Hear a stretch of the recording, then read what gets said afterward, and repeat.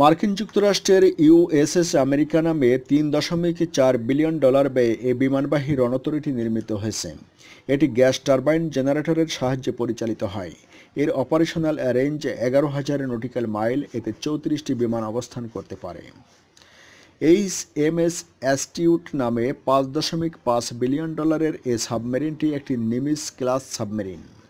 এটি 30 নট বেগে চলতে পারে। এর টর্পেডো 30 মাইল দূর থেকেও শত্রুপক্ষের জাহাজ ডুবিয়ে দিতে সক্ষম। এর মিসাইলের পাল্লা 1000 মাইল। এছাড়া নানা আধুনিক যন্ত্রপাতিও রয়েছে এতে।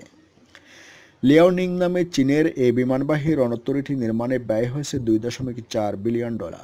ভ্যারিয়াগ এয়ারক্রাফট ক্যারিয়ার নাম দিয়ে সোভিয়েত ইউনিয়নের এই বিমানবাহী রণতরীটি যখন তৈরি হচ্ছে, সে সময়েই 1991 সালে সোভিয়েত ইউনিয়ন ভেঙে যায় এবং ইউক্রেনের কাছে এটি হস্তান্তর করা হয়। এরপর এটি চীন কিনে নেয়। এরপর তার কাজ সম্পন্ন করে লিয়াওনিং নাম দেওয়া হয়। 999 ফুট দৈর্ঘ্যের এই জাহাজটির ওজন প্রায় 65,000 টন। $4 বিলিয়ন ব্যয়ে নির্মাণ করা হয়েছে ফ্রান্সের চার্লস ডি গাউলি নামে এই বিমানবাহী রণতরীটি। এটি বাস্তবে 1986 সালে কমিশন প্রাপ্ত হয়, তবে নানা কারণে এটি কাজ শুরু করতে পারেনি। এরপর নানা সমস্যা কাটিয়ে সম্প্রতি পারমাণবিক শক্তিচালিত এ জাহাজটি কাজ শুরু করেছে। যুক্তরাজ্যের বিমানবাহী রণতরী এইচএমএস কুইন এলিজাবেথ। এটি নির্মাণে ব্যয় হয়েছে $9.3 বিলিয়ন। এর দৈর্ঘ্য 918 ফুট। 65,000 টন ওজনের এই বিমানবাহী রণতরীটি 10,000 মাইল চলতে পারে কোনো জ্বালানি না নিয়েই। জাহাজটির 4টি শক্তিশালী জেনারেটর রয়েছে। এগুলো একসাথে চালু করা হলে এটি দ্রুত গতিতে চলতে এবং পর্যাপ্ত বিদ্যুৎ উৎপাদন করতে সক্ষম হয়। পাশাপাশি আরও উচ্চ গতিতে চলার জন্য জাহাজটিতে থাকা গ্যাস টারবাইন ব্যবস্থা রাখা হয়েছে। এই গ্যাস টারবাইন দুটি একসাথে 109 মেগাওয়াট বিদ্যুৎ উৎপাদন করতে পারে।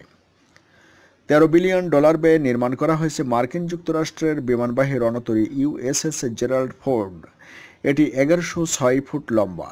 এটি রাডারে ধরা পড়ে না। 2টি রানওয়ে রয়েছে এর উপরে।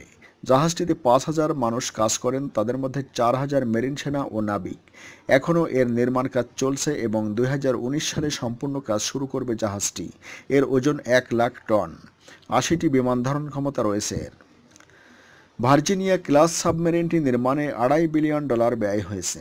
মার্কিন যুক্তরাষ্ট্রের সম্পূর্ণ নতুন ধরনের অ্যাটাক সাবমেরিন এটি। এটি রাডার ফাঁকি দিয়ে চলতে সক্ষম। এতে একটি পারমাণবিক রিঅ্যাক্টরও রয়েছে, যা দিয়ে এটি দীর্ঘদিন জ্বালানি না নিয়েই চলতে পারে। প্রাথমিকভাবে $3.8 বিলিয়ন ব্যয় ধরা হলেও পরবর্তীতে নানা অস্ত্রে সজ্জিত করতে গিয়ে মার্কিন যুদ্ধজাহাজ DDG-1000 জুমওয়াল্ট ক্লাস ডেস্ট্রয়ারের নির্মাণ ব্যয় দাঁড়িয়েছে $7 বিলিয়ন। আর এতে যোগ করা হয়েছে বিশ্বখ্যাত রেল গানও। এছাড়া এটি শত্রুর রাডারেও সহজে ধরা পড়বে না, আর এটি পরিচালনাতেও খুব কম মানুষ প্রয়োজন হবে। মার্কিন যুক্তরাষ্ট্রের এ বোমারু বিমানটির প্রতিটি তৈরির ব্যয় $2.4 বিলিয়ন। এটি রাডারে ধরা পড়ে না। এছাড়া পারমাণবিক হামলার রেডিয়েশনেও এটি নিরাপদ থাকতে পারে। 50,000 পাউন্ড ওজনের অস্ত্র বহন করতে পারে বিমানটি। একবার সম্পূর্ণ জ্বালানি নিয়ে 6,000 মাইল চলতে সক্ষম বিমানটি। আইএনএস বিক্রমাদিত্য নামে ভারতের এই বিমানবাহী রণতরীটি নির্মাণে ব্যয় হয়েছে $2.35 বিলিয়ন। রাশিয়া থেকে কেনার পর এতে কিছুটা পরিবর্তন আনা হয়েছে। 40,000 টন ওজনের এই জাহাজটির দৈর্ঘ্য 932 ফুট। এক নাগাড়ে 7,000 নটিক্যাল মাইল চলতে সক্ষম জাহাজটি। এতে 30টিরও বেশি বিমান ও হেলিকপ্টার বহন করা সম্ভব।